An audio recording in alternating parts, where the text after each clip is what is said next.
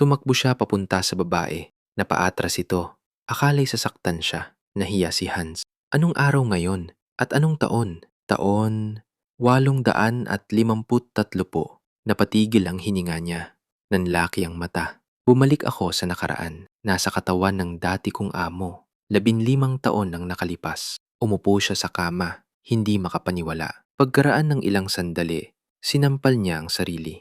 Aray, masakit. Humiga siya ulit. Totoo ba ito? Ang marangyang kwarto. Ang malambot na kamay. Hindi ito kamay ng taong nagtatrabaho. Tumayo siya.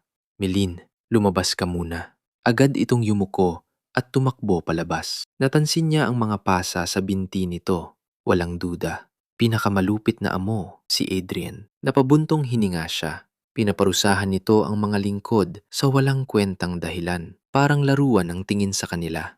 At siya ang nag-aayos ng lahat ng kalat nito.